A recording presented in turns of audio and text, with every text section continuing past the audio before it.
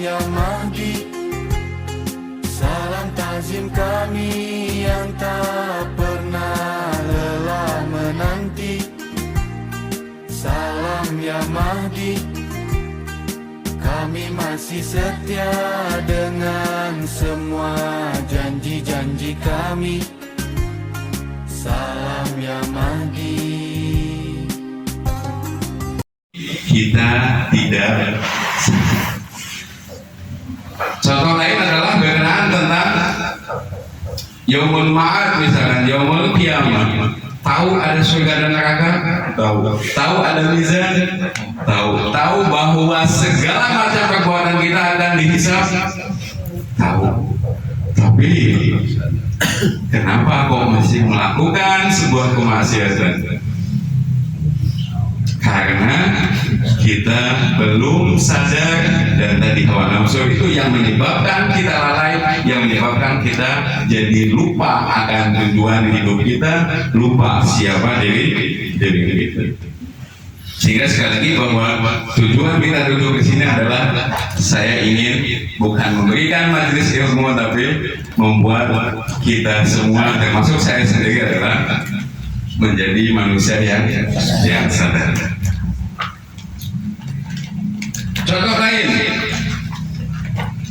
dalam hal misalkan kita harus mengetahui siapa diri kita. Imam Ali mengatakan man arafa nafsa faqad arafa rabbahu. Barang siapa yang mengenal dirinya maka dia akan mengenal Tuhannya. Mengenal di sini maksudnya mengenal diri, kan tahu diri itu maksudnya gimana? Sadar siapa diri kita. Sadar bahwa diri kita adalah misalkan bahwa diri kita ini adalah manusia. Saat kita mengetahui dan menyadari bahwa diri kita ini adalah manusia, maka kita tidak akan melakukan sesuatu yang bersifat hewani. Banyak orang manusia yang kemudian dia tidak menyadari bahwa dirinya manusia, sehingga yang terjadi adalah dia melakukan perbuatan binatang, bahkan lebih dikatakan dalam Al-Quran itu ulaika kal an'ami bal hum adall. Kenapa sampai seperti itu? Karena mereka tidak sadar bahwa dirinya adalah manusia. Lanjut, manusia mungkin masih umum. Kita lebih dipersempit lagi bahwa diri kita adalah seorang muslim. Apakah sadar kalau diri kita muslim? Lebih lagi kita kerucutkan lagi bahwa sudah sadarkah bahwa kita adalah seorang mukmin? Lebih kerucut lagi, sudah sadarkah bahwa kita adalah pengikut Ahlul Bait? Sudah sadarkan kita bahwa kita adalah seorang Syiah? Jelas kita katakan bahwa jika kita sadar dan menyadari, pasti kita akan memahami dan menjalankan taklif, menjalankan tugas dan tanggung jawab dengan penuh rasa tanggung jawab dan semangat perjuangan. Kapan itu? Saat kita menyadari siapa diri kita. Jadi selama ini kalau kita tidak menjalankan taklif kita sebagai seorang muslim misalkan, ya berarti kita belum sadar kalau diri kita muslim. Saat kita belum menyadari apa taklif kita sebagai seorang pengikut Ahlul Bait, sebagai Syiah misalkan, maka kita belum menyadari siapa diri kita. Di dalam surat Al-Baqarah ayat 62 Allah Subhanahu wa taala berfirman, "A'udzubillahi minasyaitonir rajim. Bismillahirrahmanirrahim. Innal ladzina amanu wal ladzina hadu wan nasara was-sabiina man amana billahi wal yawmil akhir wa 'amila shalihan falahum ajruhum 'inda rabbihim wa la khaufun 'alaihim wa la hum yahzanun." Shadaqallahul azim. Wahai orang yang beriman dan orang Yahudi dan Nasara dan As-Sabi'in, barang siapa di antara mereka yang beriman kepada Allah dan Yaumil Akhir, beriman kepada Allah dan Yaumil Akhir, wa amila sholihan, dan beramal soleh, maka Allah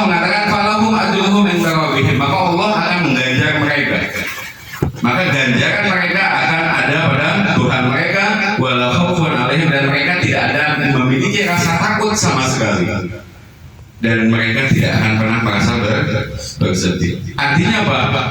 Ada orang-orang yang sama sekali tidak ada rasa takut, ada sama sekali dia tidak pernah merasakan sedih. Yaitu apa? Orang-orang yang beriman kepada Allah Subhanahu wa Ta'ala dan yaumil akhir, dan kemudian dia beramal saleh. Siapa mereka? Kalau misalkan kita kasih contoh saat ini, bagaimana kemudian kita melihat orang-orang seperti Sayyid Ali Khamenei misalkan, yang kemudian baru syahadat, dia sama sekali tidak ada rasa takut ketika ada ancaman untuk dibunuh. Ini adalah manifestasi dari ayat tersebut. Ayat ini menjelaskan tentang bahwa prinsip Tuhan atau prinsip umum dalam penilaian berdasarkan standar Tuhan, berdasarkan standar Allah Subhanahu wa Ta'ala, yaitu iman kepada Allah, iman kepada hari kiamat, dan juga beramal saleh. Yaitu apa? Penilaian bukan dilihat dari simbol. Allah sama sekali tidak melihat kita atau menilai kita dari lahiriah atau simbol atau klaim semata. Artinya apa? Ayat ini menjelaskan kepada kita bahwa nama dan simbol agama bukan dalam atau tidaklah penting di mata Allah Subhanahu wa Ta'ala. Yang terpenting adalah keimanan hakiki kepada Allah dan hari kiamat, dan juga amal soleh. Artinya apa? Kalau seandainya kita kemudian mengaku diri kita sebagai muslim, kalau diri kita mengaku diri kita sebagai mukmin, kalau diri kita mengaku diri kita sebagai Syiah misalnya, yang selalu dinisbahkan kepada Ali bin Abi Thalib, Syiah Ali bin Abi Thalib, mengaku Syiah, tapi kemudian pada hakikatnya kita tidak melakukan atau tidak beriman kepada Allah dan hari kiamat, dan tidak beramal soleh, maka klaim itu tidak ada nilainya sama sekali.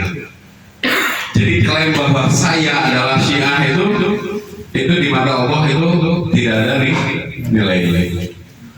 Kapan dikatakan ada nilainya di mata Allah? Ketika man amana billahi wal yaumil akhir, yaitu ketika kita menampakkan keimanan kita secara hakiki kepada Allah. Keimanan hakiki kepada Allah seperti apa?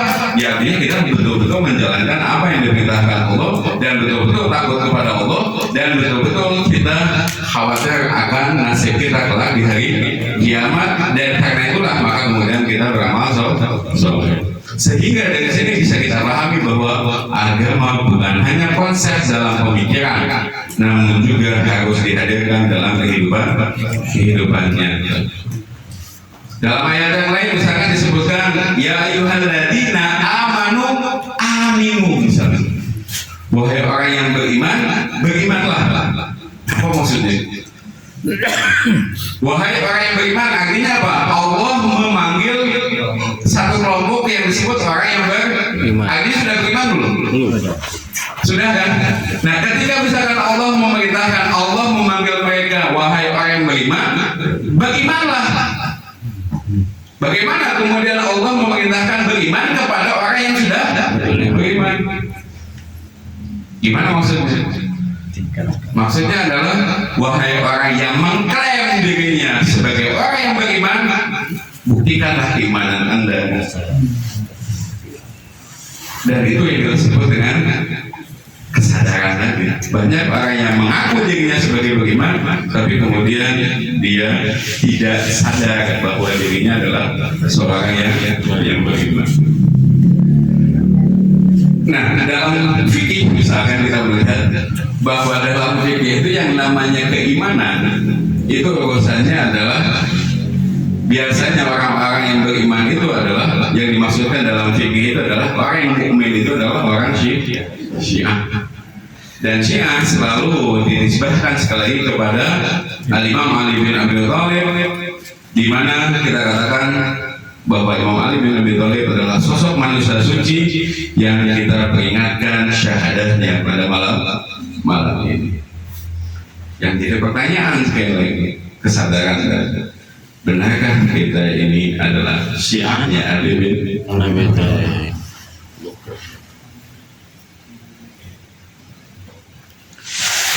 saya akan mengajak kita semua untuk sadar apakah benar kita ini adalah Syiahnya Ali bin Abi Thalib. Sebelum ke sana, saya ingin sedikit perlu untuk menyamakan persepsi dulu apa definisi atau apa arti dari kata Syiah. Banyak orang yang salah dalam memahami makna Syiah. Hanya sebatas mencintai Ali bin Abi Thalib, mencintai Ahlul Bait, mengagungkan Ali bin Abi Thalib, atau kemudian memuji Ali bin Abi Thalib dianggap Syiah. Padahal apakah Syiah itu? Belum tentu. George misalkan, dia adalah seorang agama Kristen. Ya, dia adalah pengagum Ali bin Abi Thalib. Dia adalah, bahkan dia membuat sebuah buku isinya adalah pujian-pujian kepada Ali bin Abi Thalib. Tapi apakah kemudian kita mengatakan bahwa beliau adalah Syiah? Bahkan ada yang menyebutkan ketika dalam tanda kutip melaknat fulan dianggap Syiah. Belum tentu. Nah, sehingga di sini harus kita pahami apa itu Syiah. Secara bahasa kita katakan bahwa Syiah itu artinya pengikut. Sehingga makanya kemudian kita menyebutkan para a'immah itu disebut sebagai imam. Imam secara bahasa adalah alladzi yu'tam bihi wa yuqtada bih. Yaitu imam itu adalah seseorang yang kita ikuti. Jadi imam itu adalah seseorang yang kita ikuti. Maka kemudian ketika kita mengatakan saya adalah Syiahnya Ali, berarti saya menjadikan Ali sebagai imam. Sehingga saya memposisikan diri saya sebagai makmum. Artinya makmum artinya apa? Apapun yang dilakukan dan apapun yang diperintahkan oleh Ali bin Abi Thalib harus kita ikuti atau tidak? Harus kita ikuti. Kalau tidak, berarti tidak Syiah. Makanya kemudian Syiah identik dengan bahasanya wilayah. Jadi ketika kita menyebutkan Syiah, itu biasa kita sebut adalah orang yang berwilayah. Apa itu yang berwilayah? Sebagaimana yang disampaikan dalam surat Al-Maidah ayat 55, Allah Subhanahu wa taala berfirman, "A'udzubillahi minasyaitonir rajim. Bismillahirrahmanirrahim. Innama waliyukumullahu wa rasuluhu walladzina amanu alladzina yuqimunas salata wa yu'tunaz zakata wa hum raki'un."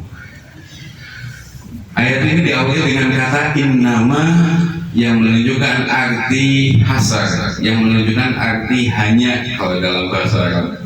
Jadi kata innama itu adalah hanya diartikan. Waliyukumullah, sesungguhnya wali kalian adalah Allah.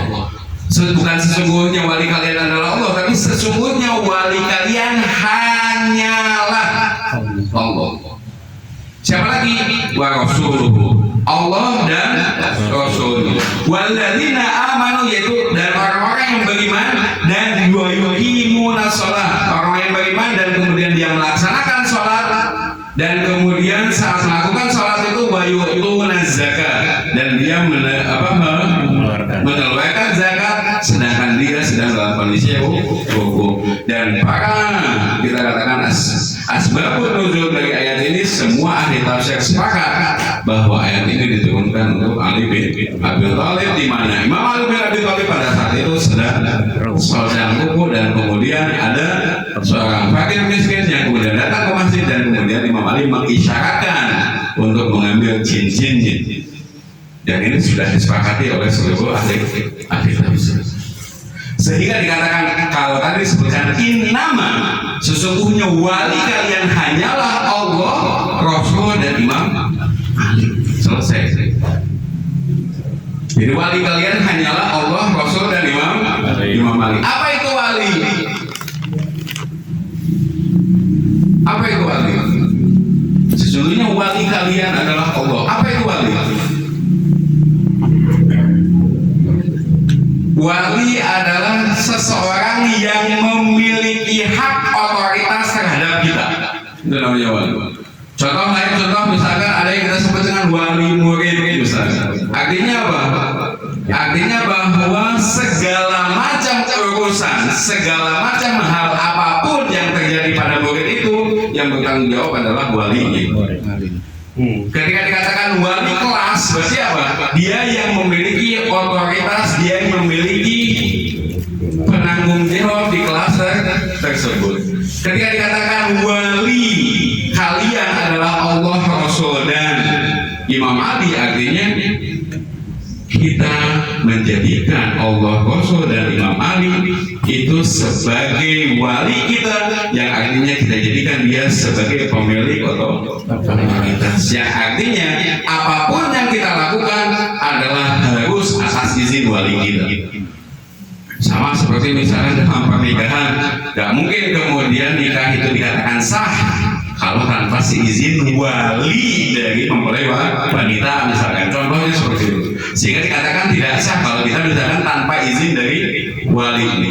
Nah, begitu juga dengan ini. Ketika misalkan kita mengatakan bahwa saya adalah Syiah, artinya saya berwilayah kepada Allah, berwilayah kepada Rasul, dan berwilayah kepada Imam Ali bin Abi Thalib, yang artinya apapun yang saya lakukan harus atas perintah mereka, dan saya tidak memiliki ikhtiar sama sekali. Jangan sampai kemudian saya melakukan yang bertentangan dengan apa yang dilakukan oleh wali. Sehingga disinilah kita katakan bahwa yang namanya wilayah atau Syiah tadi kita katakan berwilayah itu adalah menghilangkan ego dalam diri kita, menghilangkan diri kita pada diri kita. Jadi tidak ada kemudian kepentingan saya, tidak ada yang namanya kita katakan tidak ada ikhtiar saya. Jadi saya melakukan ini atas perintah dari wali. Jadi menganggap diri saya tidak ada, dan itu kita katakan budak. Itu yang disebut dengan budak. Dan Rasul misalkan salah satu contohnya, Rasul memiliki sifat-sifat yang terpuji sangat banyak, tapi sifat yang paling mulia yang dimiliki oleh Rasul adalah Subhanalladzi asra bi abdihi lailan, sebagai budak. Jadi dari sekian banyak pujian atau dari sekian banyak gelar Rasulullah, yang paling mulia adalah ketika Rasul digelari seorang budak. Budaknya siapa? Ya, budaknya Allah Subhanahu wa Ta'ala. Nah, saat kita menjadi budak, Syiah itu artinya budak.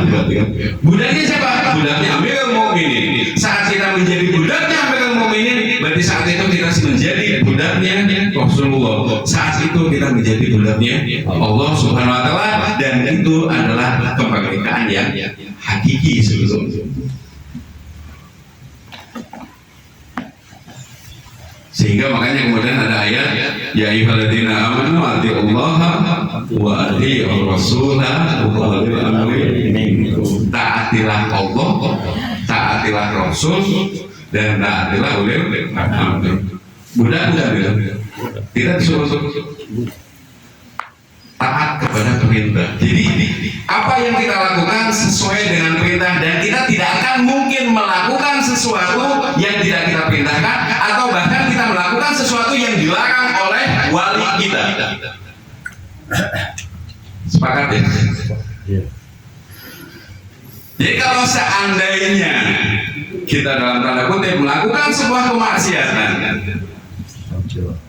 artinya kita memposisikan diri bukan sebagai budaknya Allah, yang artinya pada saat itu kita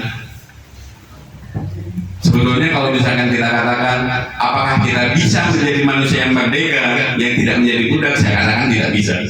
Kita pasti menjadi budak, hanya saja kita bisa memilih pilihan di antara kita. Kita bisa memilih siapa yang akan menjadi Tuhan kita. Apakah yang menjadi Tuhan kita adalah wali yang tadi sudah dijelaskan, Allah, Rasul, dan Amirul Mukminin, atau yang menjadi wali kita adalah dunia wa ma fihi. Jadi menjadi budaknya dunia dan hawa nafsu. Terus pilihan ada di tangan. Sehingga di sini sekali lagi, ini mungkin sekali lagi bahwa mungkin kita semua sudah tahu ini, tapi butuh kesadaran lagi, diingatkan kembali. Prabowo dan berwilayah kepada Trump. Ampun. Wilayah Trump. Ya. Sehingga ketika misalkan kita mengklaim diri kita, balik lagi bahwa dari ayat yang tadi kita sebutkan bahwa Allah tidak melihat diri kita dari simbol, Allah tidak melihat diri kita dari klaim kita bahwa kita adalah Syiah, tapi Allah akan menilai kita dari pembuktian dengan apa yang telah kita lakukan. Betulan apakah kita Syiah, berarti kita harus membuktikan. Bagaimana caranya? Ya tadi, dengan menjadi budaknya Amirul Mukminin. Kalau kita berbicara tentang misalkan falsafah keberadaan imam, kenapa sih Allah mengutus imam misalnya? Kenapa sih imam itu harus ada? Kita katakan bahwa misi dari imam itu Allah, atau misalkan kita katakan kenapa Allah mengutus seorang imam, itu adalah misinya adalah melanjutkan misi para nabi. Dan misi para nabi itu adalah misinya Allah Subhanahu wa Ta'ala. Dan kita saat kita menjadi Syiah, saat kita menjadi budak, saat kita menjadi berwilayah kepada Rasul, kepada imam, maka itu dianggap sebagai kita sebagai penolongnya Allah Subhanahu wa Ta'ala, sebagaimana firman-Nya, ya ayyuhalladzina amanu in tansurullaha yansurkum wa yutsabbit aqdamakum. Wahai orang yang beriman, jika kalian menolong Allah, maka Allah pasti akan menolong kalian. Maksudnya gimana ya? Apakah kemudian Allah membutuhkan pertolongan? Tentu kita katakan tidak sebetulnya. Tapi kita katakan bahwa saat ada misi Allah, Allah memiliki misi, Allah memiliki sebuah tujuan, di mana tentu dalam merealisasikan misi tersebut, dan mungkin kemudian Allah melakukannya sendiri. Kalau Allah melakukannya sendiri, maka akhirnya ya tidak ada ikhtiar dalam diri manusia. Tapi untuk merealisasikan misi Allah itu Allah mengutus para nabi, dan juga kemudian misi tersebut adalah diutusnya para imam. Tapi sekali lagi bahwa para nabi juga tidak akan mampu untuk merealisasikan misi Allah itu sendiri, sehingga butuh yang namanya penolong. Penolong inilah yang disebut dengan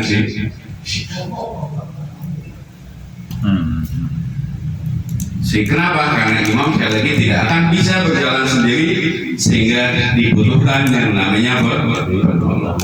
Atau bahasa kita adalah Syiah itu ibaratkan sebagai tim sukses untuk merealisasikan misi Allah Subhanahu wa Ta'ala. Pertanyaannya, apa misi Allah itu? Allah Subhanahu wa Ta'ala memiliki agenda besar, yaitu menegakkan keadilan, menegakkan kebaikan di muka bumi ini. Allah Subhanahu wa Ta'ala berfirman dalam surat Al-Hadid ayat 25, Allah